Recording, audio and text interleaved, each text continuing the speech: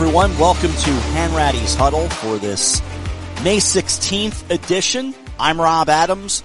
Dave Toromeo and Terry Hanratty will be here in a moment, but you'll understand why I'm opening the show. Consider me kind of, the bookend to this edition. So I'm saying a quick hello, and then I'll say goodbye at the end. Here are Terry and Dave with this week's edition of Hanratty'S Huddle. And welcome back to Hanratty'S Huddle with your host, Terry Hanratty. I'm Dave Toromeo. And Terry, mid-May, last week we struggled for some things to talk about in terms of the NFL. But now they have this big schedule release and all these social media departments for all the teams are trying to be very creative. And we now have a schedule for every team. And I think it's a big joke. Okay. When I was playing, when these schedules would come out, the only thing we looked at back then, right? Yeah. Who's playing on Thanksgiving Day? Right. Nobody wanted to play on Thanksgiving Day. You wanted that holiday off, right? Where you come home and eat go to practice in the morning. That day. Then you could just come home and relax and eat the turkey and whatnot. Yeah. Yep. But the strength of schedule. How do you know how? College. You can say, let's pick if Alabama plays Troy. Yep. You pretty much know Alabama's going to win. Right.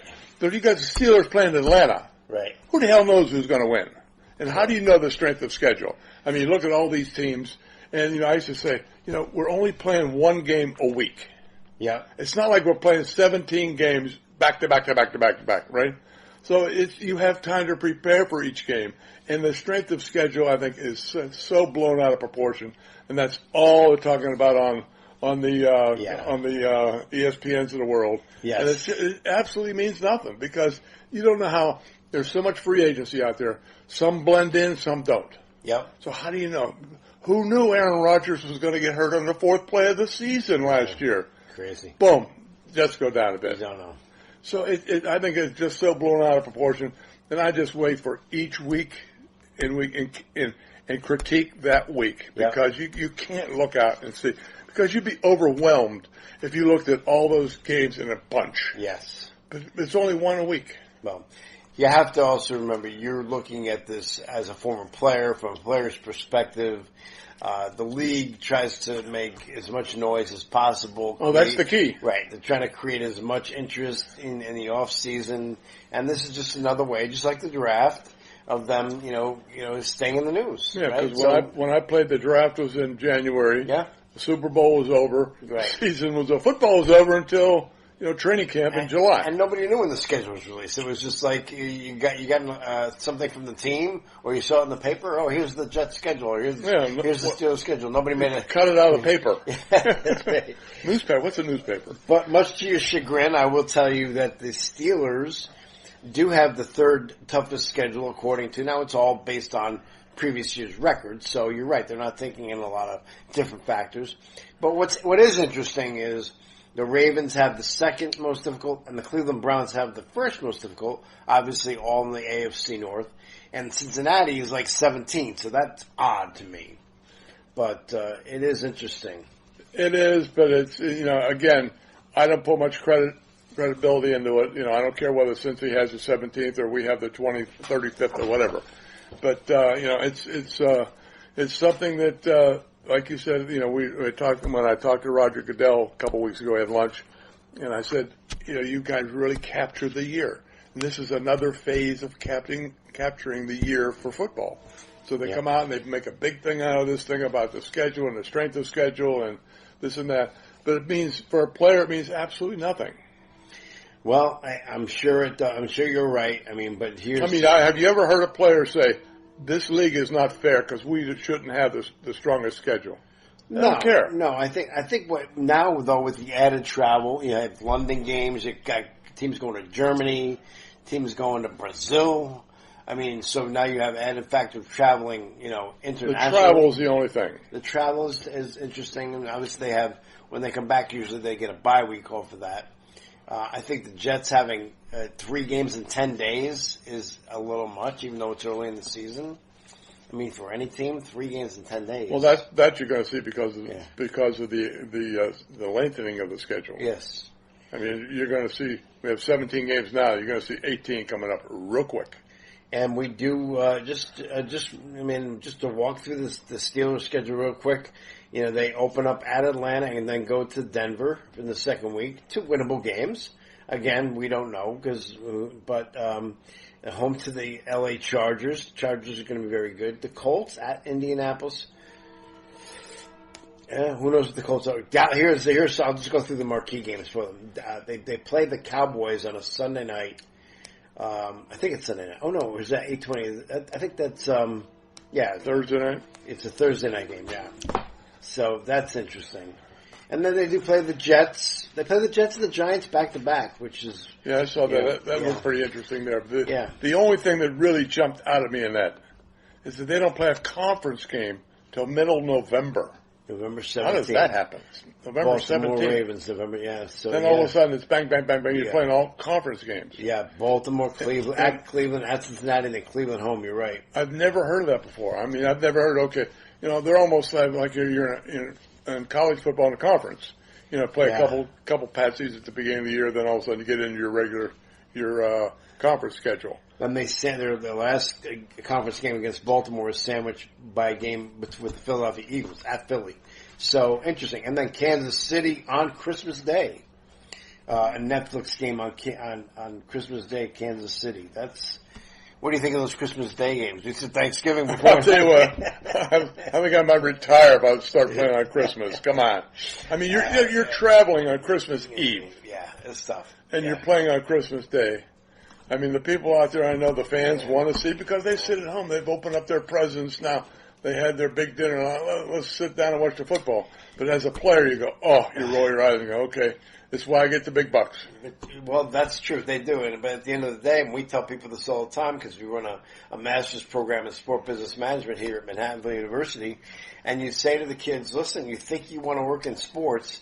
Now, those guys have to work, too, if they work for the team. Oh, yeah. And by the way, they're not making the big bucks, but they're giving up their holidays, their family time. And so if you want to work in sports, you better strongly consider the fact that you're going to give up nights, weekends, holidays, and be traveling at a time when everybody else is just sitting at home having fun. So you really have to have the right mindset.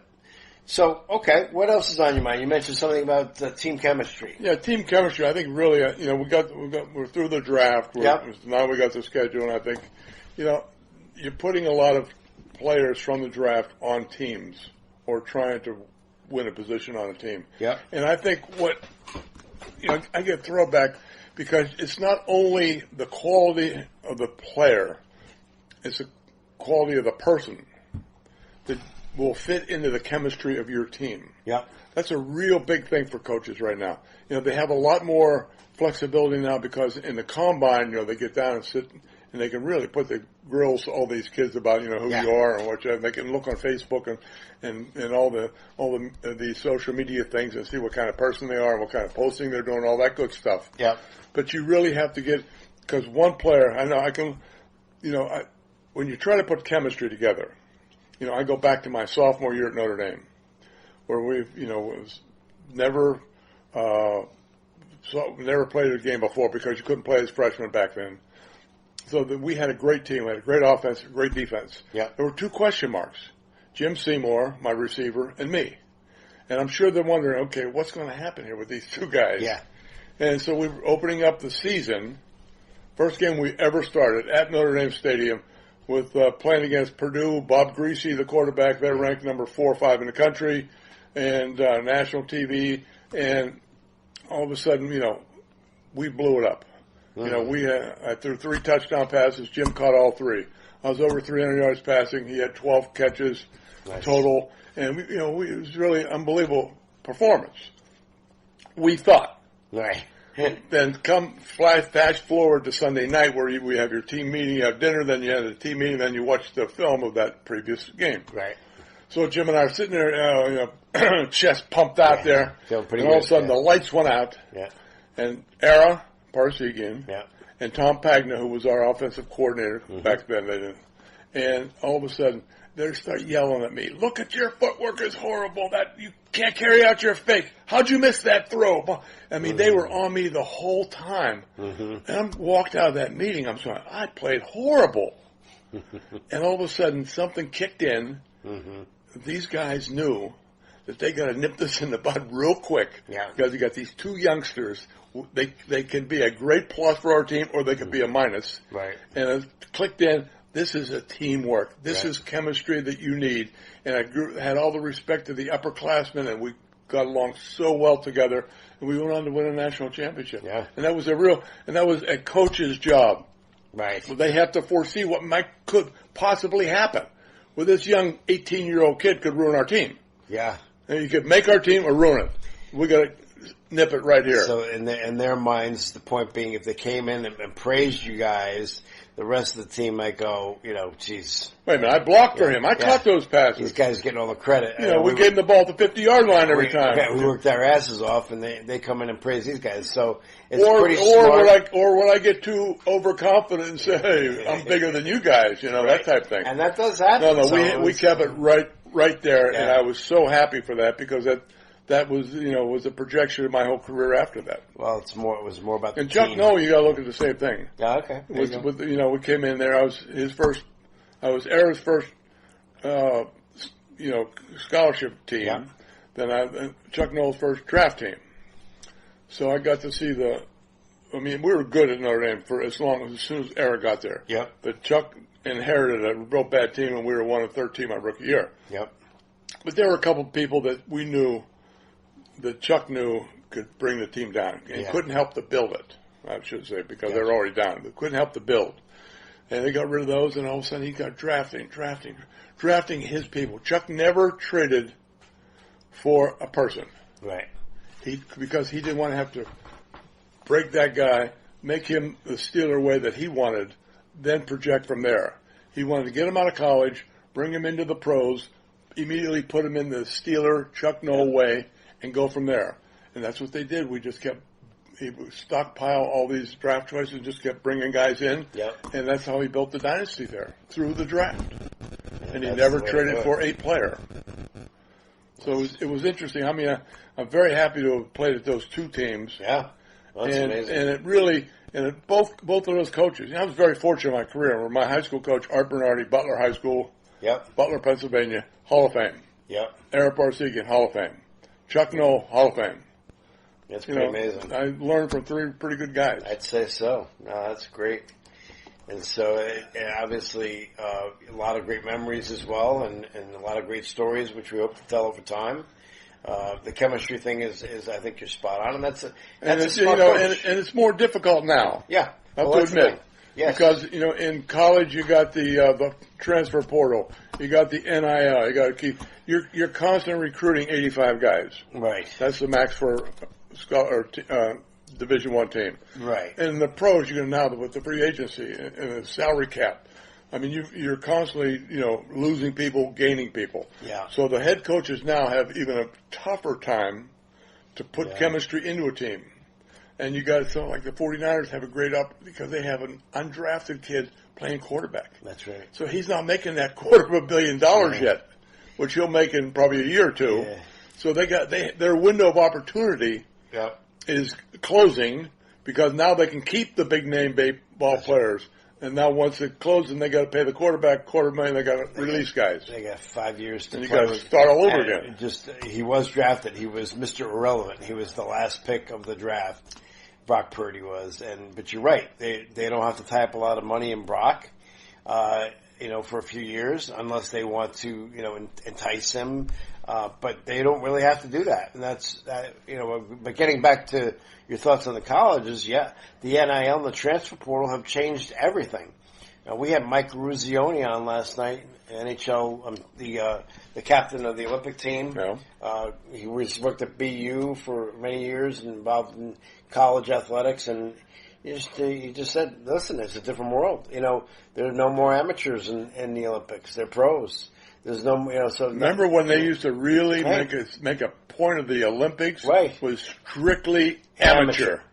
You couldn't if you took a dime. Donut. Yeah, exactly. You're out. It's unbelievable now to see this stuff. You go, whoa, these kids are making a fortune, and I guess they should because it's a tough road to hoe in the Olympics because you get paid nothing, But the mentality of the whole thing, it's like even when I was a kid, we all knew that the Russians were really de facto professionals. And getting juiced. Right, getting juiced. But they were, they weren't kids, and that was what made that 80 victories so much more sweeter, was that we sent a bunch of kids to play the best players in the world who were professionals, who just basically did that for a living year round, and beat them. So, and it happened before that. I don't know if you recall the 70s. In the 70s, I was very young, but the Russians beat the Americans in a basketball. Very controversial. Sure. The call at the end of the game. So those are things we'll probably never see again.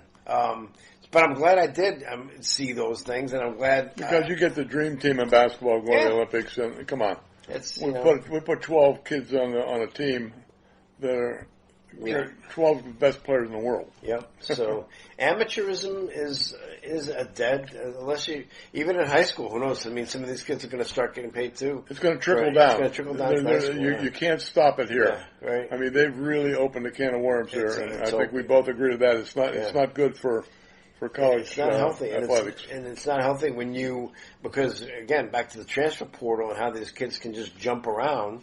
You're the backup quarterback. Instead of coming back and saying, next year I'm going to work my ass off over the offseason. I'm going to come back. I'm going to compete. I'm going to beat that guy out. They just say, I'm just going to go to another school. And what's worse than that is that project that out, because football is going to stop. Yeah. So they got to get into the real world. Yeah. And they got to just run every time they get a little bit of a problem. That's right. I mean, you've got to hit that wall, and you got to keep working at it. And that's where things ended, right there. I'm guessing Mean Joe Green must have hit Terry. Who knows? Something happened. So I've got the recording, and I'm back here. I'm Rob Adams, back to wrap this one up. So we thank you once again for joining us. We love getting your suggestions, your comments, anything you think with the podcast as we continue to try to build something special with, of course, Terry Hanratty, Dave Toromio, and myself. So for Terry and Dave, I'm Rob Adams saying thanks for listening to Hanratty'S Huddle, and we'll see you next time.